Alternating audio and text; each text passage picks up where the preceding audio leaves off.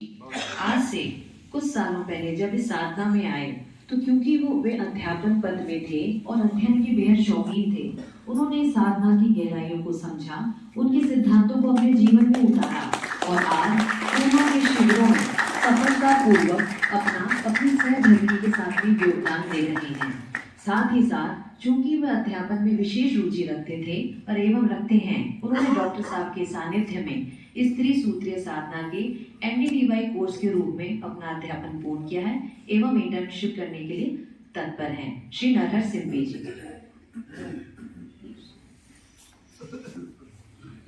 सूक्ष्म रूप से विराजमान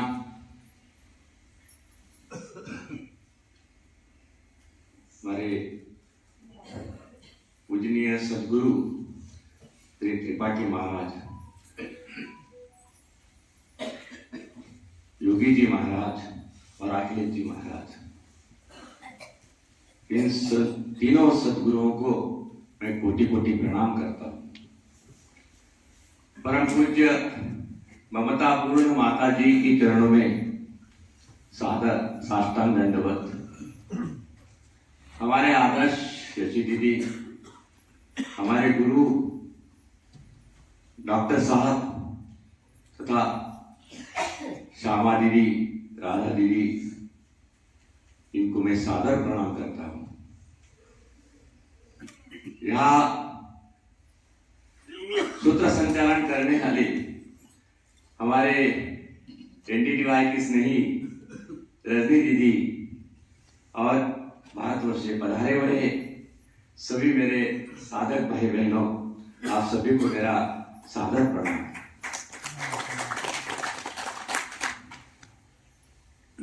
साधना में आने से पहले हम सब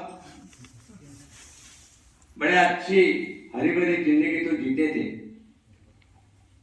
खुशहाल थे, खाते पीते थे, मौज करते थे, क्योंकि सभी लोग तो खाने के बहुत शौकीन हैं। समझ रहे थे कि जितना खाएंगे, जैसे खाएंगे, तंदुरुस्त रहेंगे और जिंदगी जी लेंगे। परंतु एक बात सोचो कि कभी तंदुरुस्त रहे, खाते थे, मौज मस्ती करते थे, मगर तंदुरुस्त नहीं थे। कई तकलीफों से हम भरे हुए थे, बहुत सारी तकलीफें थी, किसी को ज्यादा थी, किसी को कम थी, मगर तकलीफें जरूर थी। किसी को दिखाई देती थी, किसी को नहीं दिखाई देती थी। ऐसी स्थिति में मैं इस साधना से जुड़ा।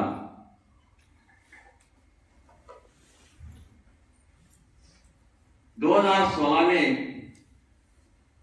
मुझे नासिक से मेरे रिश्तेदार का एक फोन आया था जुलाई महीने में कि भाई श्रीरामपुर में ऐसा आरोग्य विकास और अध्यात्म शिविर होने जा रहा है, तो आप आएंगे। उसके पहले देखो कि मुझे 2003 में केवल शुगर डिटेक्ट हुई थी। उसके पहले मैंने किसी जिंदगी में कभी गोली खाई नहीं थी। कभी मुझे गोलियों से, दवाओं से बहुत नफरत है। पर जैसे शुगर मुझे डिटेक्ट हो गई और गोलियां शुरू हो गई, 13 साल में गोलियां खाता रहा।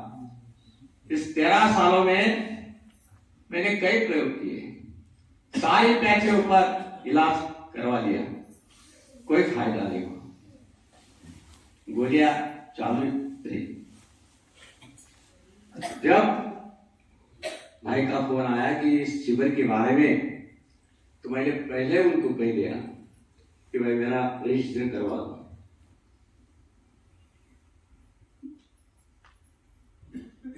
ठीक है। पत्नी भी बोली तुम अकेले नहीं, मैं भी आऊंगा, कौन सा शिविर देखेंगे। बहुत अच्छी बात है, अगर पत्नी साथ में हो तो सब कुछ बढ़िया हो जाता है। हम दोनों 4 अगस्त 2016 में उस शिविर में चले गए।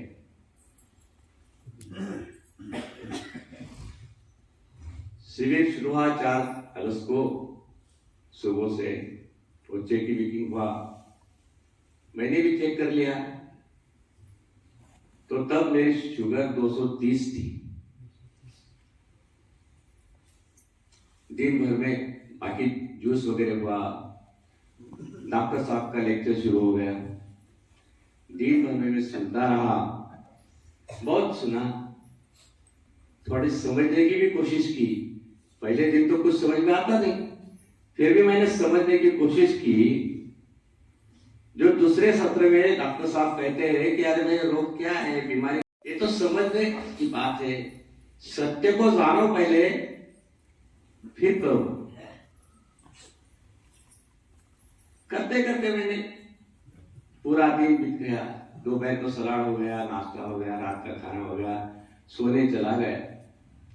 और मैं सोचता रहा कि हम 13 साल से गोलियां क्यों खा रहे हैं। डॉक्टर साहब कहते भोजन में शक्ति नहीं है, सब दवाओं में स्वास्थ्य नहीं है, फिर भी हम खा रहे हैं। फिर क्या करना चाहिए? सोचते सोचते दिमाग में आया कि चलो एक निश्चय कर लेते हैं आज कि गोलियां को त्यागते हैं। रात 10:30 11 बजे मैं उठा और मेरे साथ बैग में जितनी गोलियां लाई थी मैं साथ में, तो सब गोलियां निकाली और बाहर जाकर डस्टबिन में डाल दी। बस समझ आते हुए कुछ भी हो, जिंदगी तो ऐसे ही चलने वाली है, एक दिन तो जाना ही है,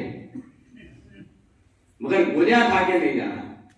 ये मैंने तय कर लिया, निश्चय किया, हिम्मत बना ली और सारी गोलियां उस दिन जो डस्टबिन में डाल दिए। फिर स्वस्थ हो गया, मुझे नींद भी अच्छी आ गई। इस तरह से गोलियों को त्यागने के बाद पूरा 7 दिन का शिविर किया, चेकिंग होती है। तब मैंने फिर शुगर चेक की तो मेरे 130 शुगर आई।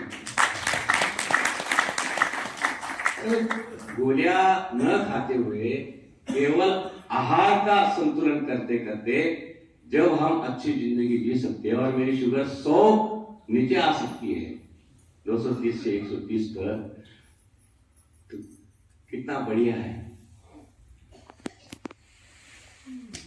तब मुझे लगा कि इस साधना को अपनाना ही जीवन का सार्थक है, वरना बाकी कुछ नहीं है।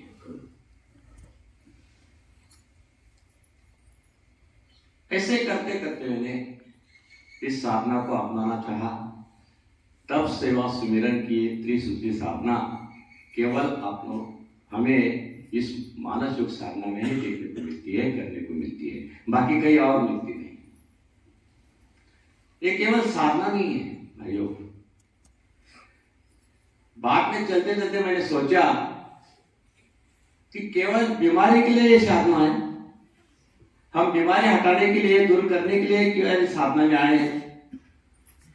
जैसे जैसे हम डॉक्टर साहब का लेक्चर सुनते जाते हैं, अनेक शिविर हो गए, तो समझ में आया ये साधना केवल बीमारी क्या दूर करने के लिए नहीं है, वो तो यूं ही है, बोनस में है, वो चले जाएगी। मगर ये साधना जो करनी है, भगवत प्राप्ति के लिए साधना करनी है। सच्चा उद्देश्य हमारा यही होना चाहिए कि यहाँ हमें भगवत प्राप्ति होती है। इस तरह से ये संजीवनी साधना है, सच्ची संजीवन है। यहाँ जो हम बाकी सहयोग साधक के प्रकार से एनिमा लेते हैं, तो एनिमा भी ये एक संजीवन क्रिया है।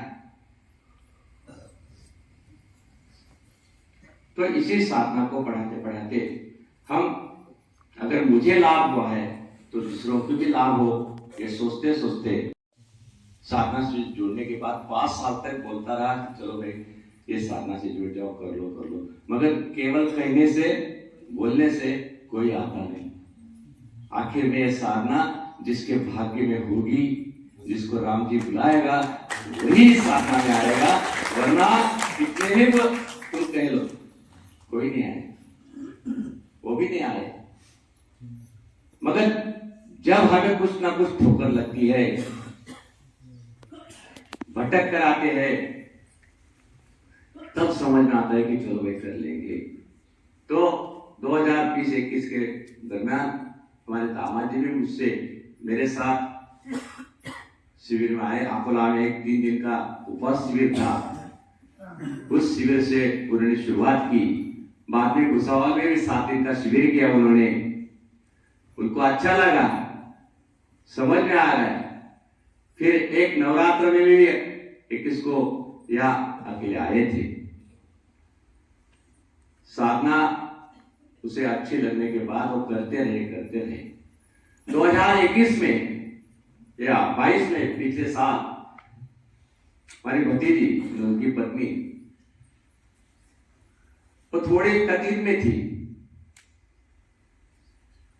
बहुत सारी बीमारियां से झुलस रही थी।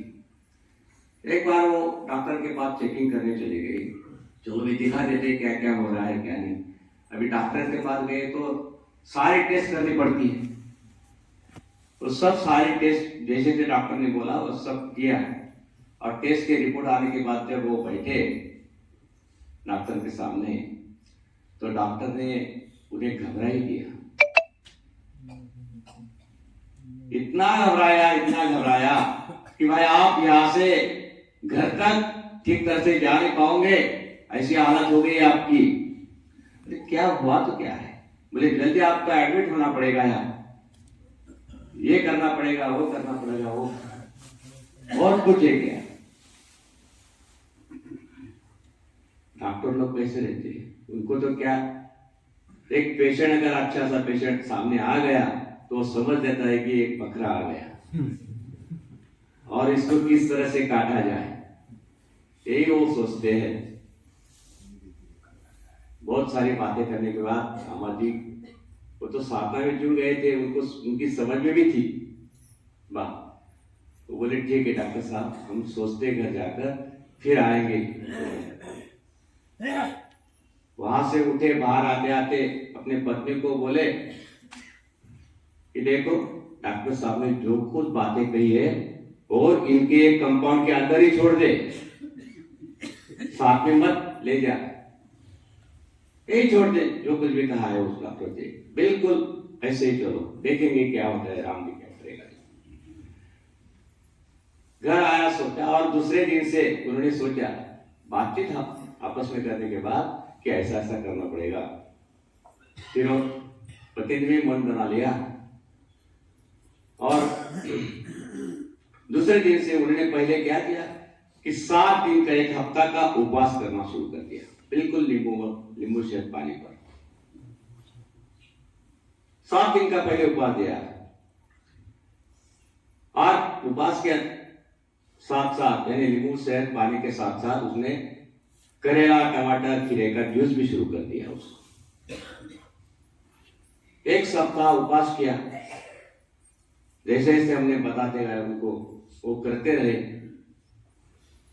सप्ताह के बाद जब उसने उपवास तोड़ा तो फिर आगे चलकर उसने 21 दिन तक कच्चे पे रही, पूरा 21 दिन पूरा कच्चे पे रही।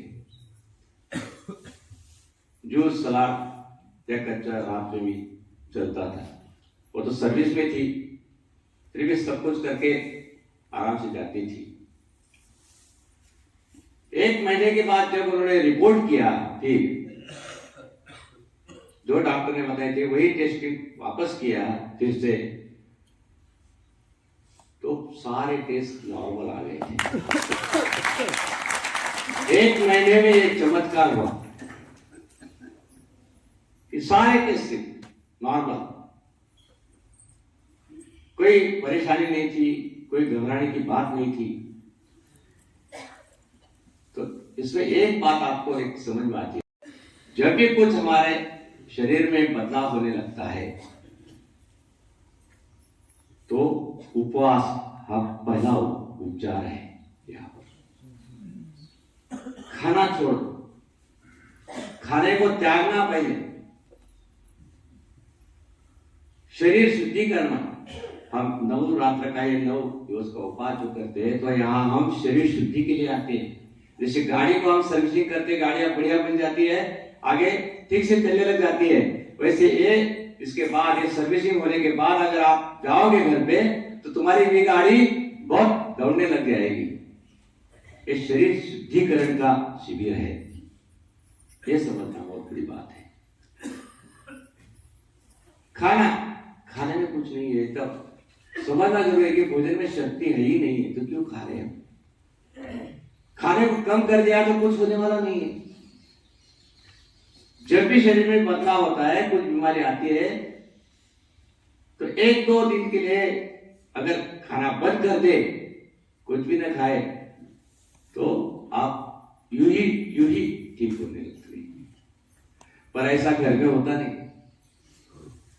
हमारे घर के लोग अगर खाएंगे नहीं तो कैसा होगा, कमजोरी आएगी, आबू बुखार आता है तो भी हम दूध पिलाते हैं, कुछ भी घाटा या पेज वगैरह गरम गरम बना के उसको देते हैं कि भाई खाओ, कुछ तो भी लो, डांट के खिलाते हैं। वो बीमार आदमी कहता है कि मुझे कोई स्वाद नहीं है, मुझे खाना नहीं है, फिर भी हम उनको खिलाते हैं। ये पका हुआ खाना जितना अच्छा है, उतना हमें त्रासदायक भी है, बीमारी को बढ़ाता भी है।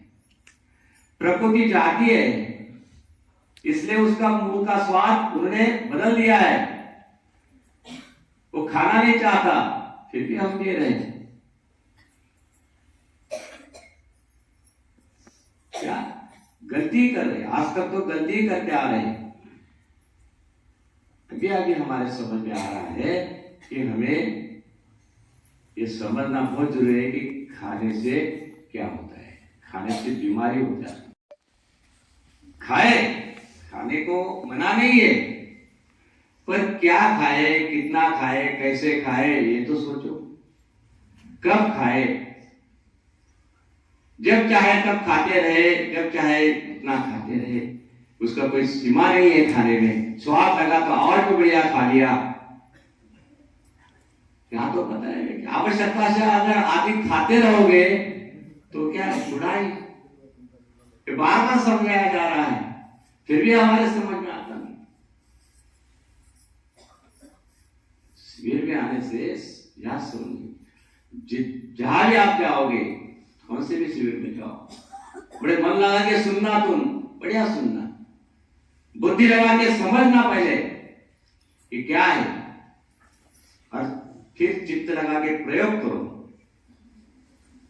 तो देखो परिवर्तन अवश्य होगा, अपना जीवन बिल्कुल बदल जाएगा। ये पहले सोचो कि ये तब सेवा सुमिरन की साधना केवल साधना नहीं, ये हमारी जीवन शैली है।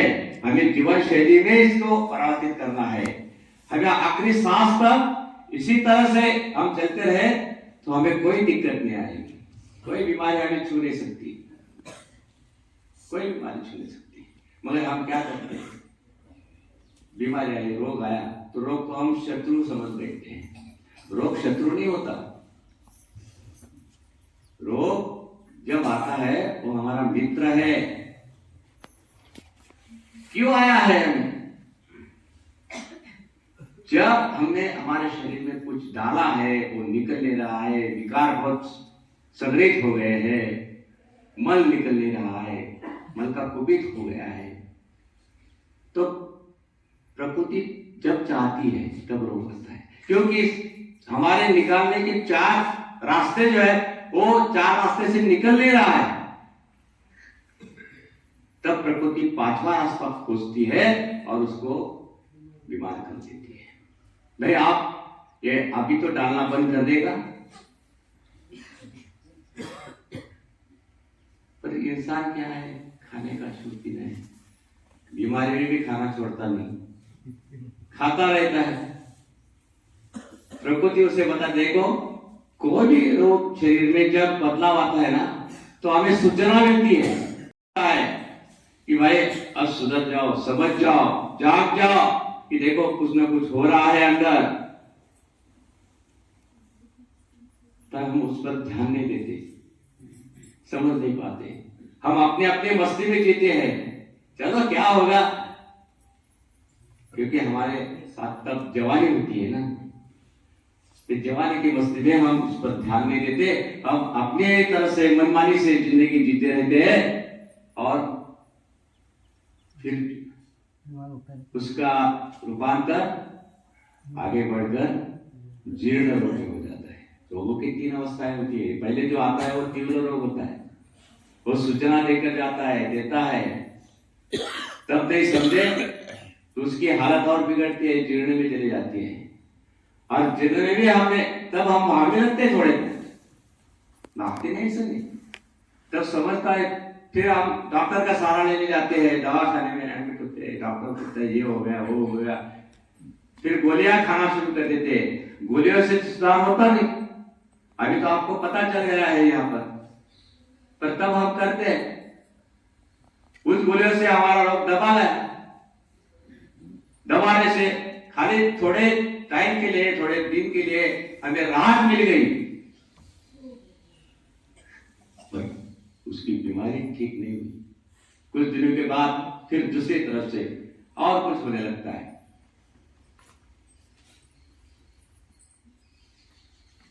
फिर वो जीर्ण रोग की अवस्था असाध्य रोग में बदल जाती है।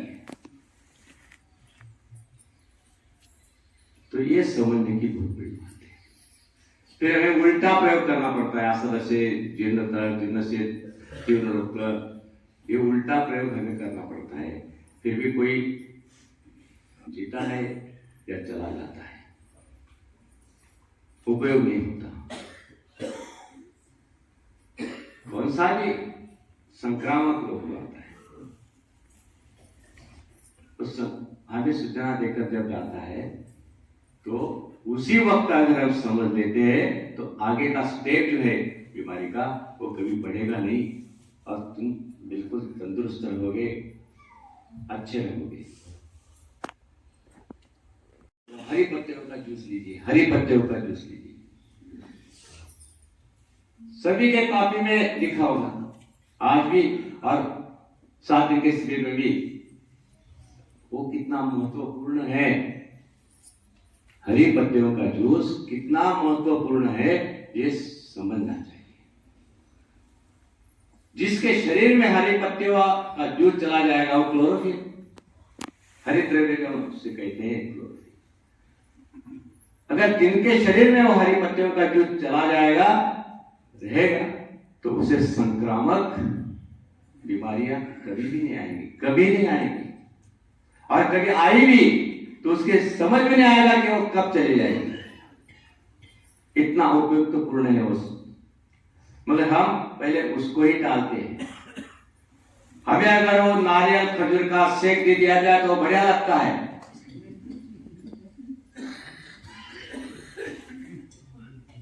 मगर हरी पत्तियों का जूस पीने में थोड़े वो सबसे बड़ी। इसलिए आपको समझ में आया होगा क्या है, सारी बीमारियों का इलाज तो एक ही है, अलग बीमारियां अलग अलग है पर उनका इलाज एक ही है, बिल्कुल एक ही। ये समझ में आना बहुत जरूरी है। तो इस तरह से बनेगी, बहुत अच्छी रहेगी। मेरा भी एक अनुभव ऐसा है कि वो तो धोखे से मुझसे हो गया हो। जैसे हम ये उपवास नवरात्र शिविर करते हैं वैसे उपवास की पदयात्रा भी निकलती है, इसी तरह होती है वो। पर यहां हम चलते रहे कुछ नहीं, वहां चलना पड़ता है पदयात्रा में। हर दिन हम 30-35 किलोमीटर चलते हैं पदयात्रा में। 250-250 किलोमीटर की यात्रा रहती है, 7 दिन में पूरी करनी पड़ती है। और वो उपवास पदयात्रा रहती है, वो इसलिए है कि वो जन जागरण के लिए है। हम जन को दिखाना चाहते हैं कि भाई खाने में, भोजन में शक्ति नहीं है, हम न खाते हुए भी चल सकते हैं, एक दिखाने का एक बहुत बड़ा जागृति करने का प्रयास है। मैं भी 3 पद यात्रा कर चुका। 2018 में पहली पद यात्रा थी आलमगीर से पंढरपुर तक, दूसरी पद यात्रा थी मेरी 2019 को जूनागढ़ से पालीताना तक, फिर पिछले साल की तीसरी पद यात्रा थी अहमदाबाद से अंबाजी तक। तो एक थोड़ा सा मैं भी हिल गया था कि 2018 में जब मैंने पहली पद यात्रा की और उस पद यात्रा के बाद 7वें दिन पद यात्रा खत्म होने के बाद मैं रात को घर आया शाम, और फिर उसी रात को मैं केरला ट्रिप के लिए निकल गया। पहले से बुकिंग था, हम चल पड़े। फ्लाइट से जाना था केरला।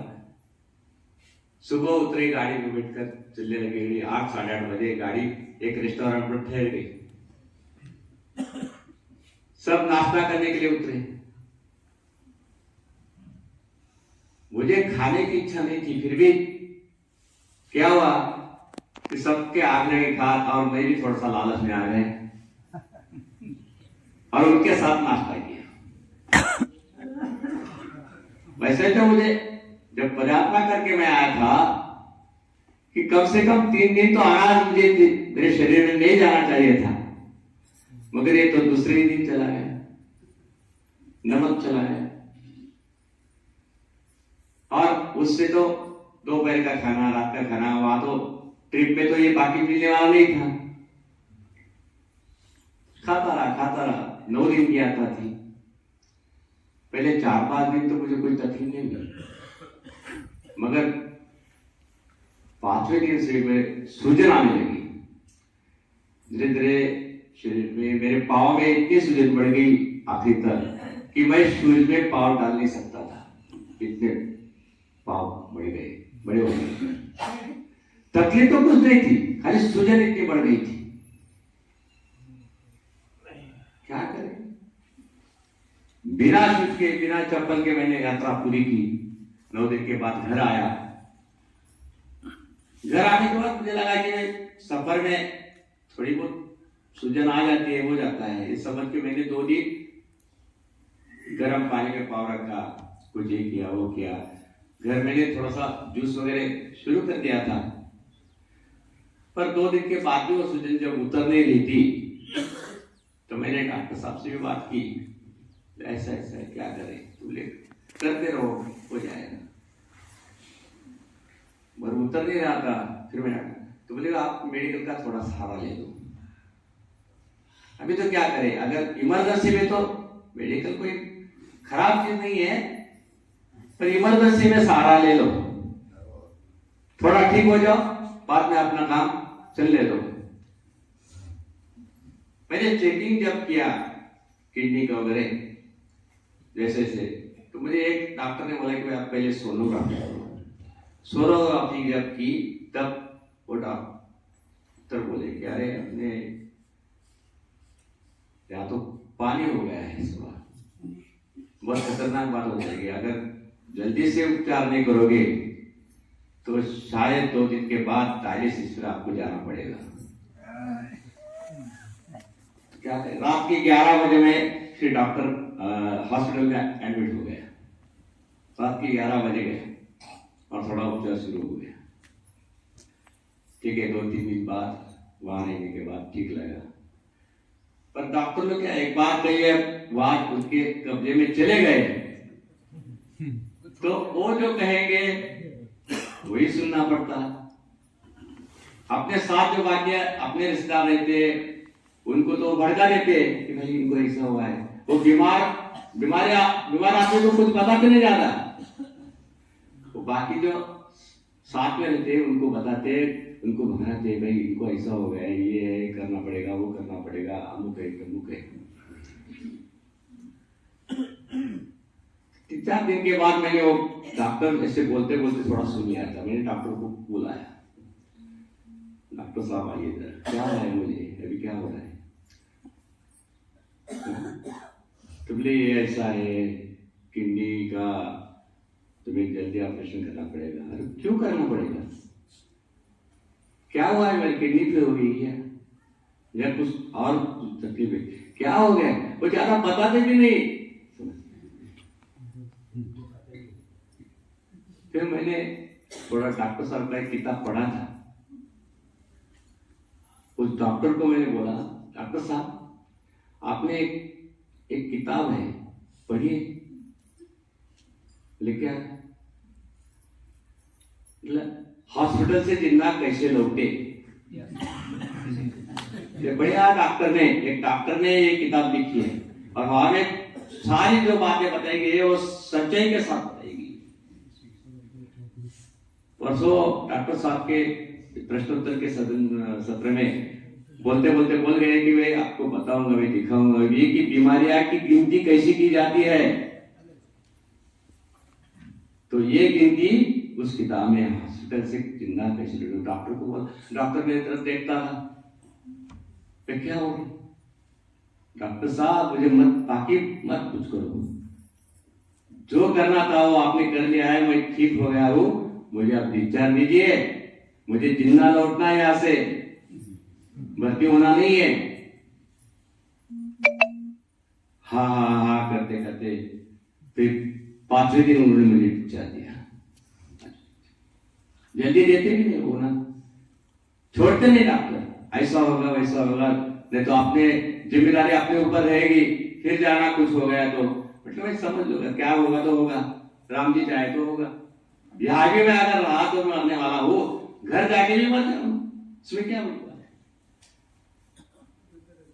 तो डॉक्टरों की जो है ना, वो दवा उत्पादन करने वाले फैक्ट्री वाले, डॉक्टर लोग और WHO, ये तीनों की बड़ी मिली भगत है। ये तीनों ठहराते हैं कि बीमार लोग कैसे बढ़े। इसलिए वो इन लोगों ने देखो जो पहले बता, हमारे डॉक्टर साहब तो हमेशा शिविर में कहते अरे 200 तक शुगर रही तो कोई फिक्र करने की बात नहीं, छोड़ दो, दिमाग से निकाल डालो। सही है, क्योंकि बीमारी हम दिमाग में बिठा लेते हैं और हम मानसिक रोगी बन जाते हैं। हमेशा उस पर ही सोचते रहते हैं कि क्या है, मगर हमने दिमाग से निकाल डाली है खरी बात। मैंने सोचा कि 2016 से मैंने दिमाग से मेरी शुगर है ये निकाल लिया, आज तक मैं सोचता ही नहीं। जब आगे चलकर तो मैंने चेकिंग ही बंद कर दी, आजकल तो मैं चेक ही नहीं करता, खाली शिविर में कभी आया तो कर लेता। तो ये पहले सोचो कि हमें बीमार से अच्छा होना है तो इस साधना को अपनाना ही पड़ेगा, अपनाना ही पड़ेगा। इसको अगर छोड़ दिया बीच में, अब यहाँ आते हैं अपनी बीमारियां अच्छी हो जाते हैं, किसी भी शिविर में 7 दिन में रिजल्ट अच्छे मिलते हैं। 7 दिन के शिविर में यहाँ अभी रिजल्ट मिला, लोग अपना वजन कम करने के लिए कुछ कुछ उपाय करते हैं। उपवास के शिविर में आ जाओ, अपने आप हो जाएगा। ये 7 दिन में मेरा तो 6 किलो का वजन कम हो गया और सेट भी हो जाएगा, आगे बढ़ेगा भी नहीं। जितना प्रमाणित होने चाहे वहां तक वो बढ़ेगा, उसके आगे तुम कितना भी कुछ करो बढ़ता नहीं। तो ये जो डॉक्टर लोगों की, तो आप भी जब डॉक्टर के पास जाओगे, दवा खाने में जाओगे, डॉक्टर आपको घबराएगा, क्योंकि डॉक्टर साहब, हमारे डॉक्टर साहब तो ऐसे बोलते हैं हमेशा कि ये वसूली करने वाले हैं डॉक्टर हमारे से। ये क्या में हमें डराते हैं, जैसे डाकू लोग रहते हैं ना, वो हमें मारते नहीं, वो दिखाते हैं, खाली डराते हैं, क्योंकि हम निकाल दे। अगर हमें इन्हें मार डाला तो हमसे हमें क्या मिलेगा? जब तक जिंदा रहेंगे तब तक मिलेगा, बाद में तो कुछ मिलने वाला नहीं, मार दिया। इसलिए डॉक्टर तो भी यही करते हैं कि जो कोई बच्चा आया है भाई, बकरा अच्छा आया है।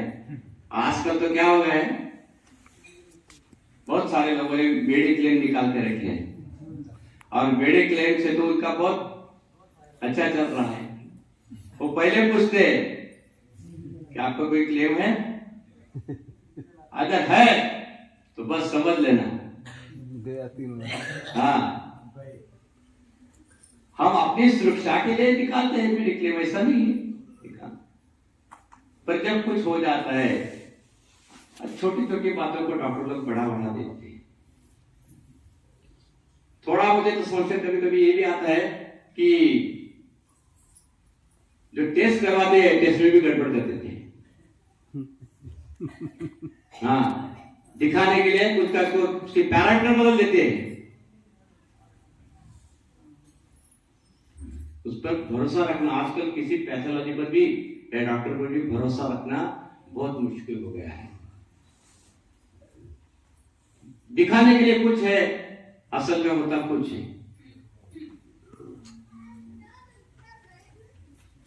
तभी आप सावधान रहना, जब भी डॉक्टर के पास जाएंगे, जाना तो पड़ता है, जाना पड़ता है, ऐसा नहीं है, कभी कभी मजबूरी होती है, पर जब भी जाओगे तब सावधानी बरतना, समझ लेना,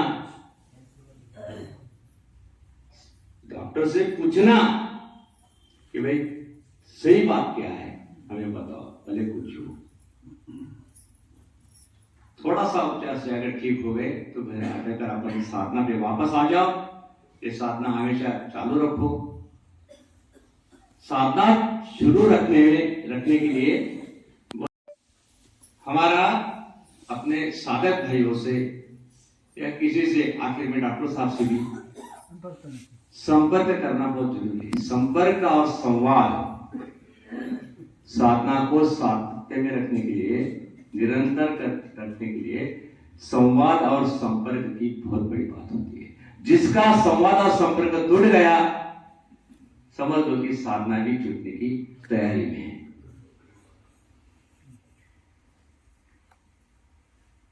कुछ थोड़े दिन के लिए ये साधना नहीं है, जिंदगी के आखिरी सांस तक अपनी ये साधना अगर रही तो अपनी सांस भी ठीक से चलने लगे,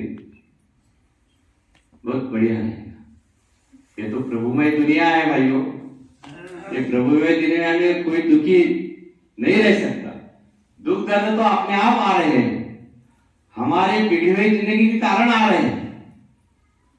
प्रभु जी चाहता नहीं, प्रभु जी तो यही चाहता है कि आप बिल्कुल स्वस्थ रहो, मस्त रहो, आनंद में रहो। अगर हमने अपनी जिंदगी बिगाड़ ली है तब तो दुख आता है। तो उसी वक्त अगर हमने दिल और दिमाग को सही से समझा, उसको सही दिशा दी, तो परिवर्तन तो होना ही है, फिर सुख तो आना ही है। जब हम समझते हैं कि सुख तो हमारे पास है, आनंद हमारे पास है, स्वास्थ्य हमारे पास है, अगर समझ ये बातें आ गई, जो सब कुछ सुखों का भंडार जो है वो अगर हमारे अंदर ही समाया हुआ है, बैठा है, तो फिर हम बाहर क्यों ढूंढ रहे, क्यों ढूंढ रहे हैं? स्वास्थ्य अंदर है, आनंद अंदर है, ज्ञान अंदर है, प्रेम भी अंदर है, मगर जो अंदर बैठा है वो सब ढक चुका है, हमारे ढक चुका है, इसलिए वो प्रकट नहीं हो रहा। उसको पहले प्रकट करना पड़ेगा। इसीलिए प्रकट करने के लिए हमें ध्यान की साधना बहुत जरूरी है। हम अगर ध्यान में रहे, ध्यान में इसका प्रकट हो जाए, तो धीरे धीरे धीरे धीरे, ध्यान तो ऐसा लगता नहीं है, ध्यान तो ऐसी चीज है कि आपने आंखें बंद कर ली और लग गया। बड़ा प्रयास है, कोई भी साधना करने में थोड़ा सा प्रयास तो करना पड़ता है, जल्दी लगते नहीं दिया, मगर लगेगा। खाली ध्यान में बैठ के समय एक बात ध्यान में रखना कि संस्कार, जो पुराने संस्कार है वो तो निकलते रहेंगे, उसको निकलने दो, रोकने की जरूरत नहीं है, उसको निकलना ही है। मगर एक बात ध्यान में रखना कि नए संस्कार न बनने पाए। जब अपने अंदर नए संस्कार नहीं बनेंगे तब ध्यान की पूर्ति होने लग जाएगी और आपका अच्छा ध्यान भी लगेगा। जीने के लिए हमारा शरीर अगर हमें रोग मुक्त रखना है, रोग मुक्त बनाना है और हमारी साधना को आगे बढ़ाना है, आगे चलना है, तो हमारे भोजन पर, खान पान पर जरा ध्यान दो। अति सूक्ष्म भोजन लेने की ज्यादा जरूरत है, वो आप करते रहो। देखो आपका जीवन बड़ा अच्छा चला जाएगा, बड़े आनंद के साथ आप जाओगे और इतने आनंद के साथ जाओगे कि जाते जाते हंसते हंसते जाना अमर धाम में, हंसते हंसते अमर धाम में जाना। और जाते जाते हमारे आत्मा के साथ कोई संस्कार नहीं गया साथ, तो हमें मोक्ष प्राप्त होना ही है, होना ही है।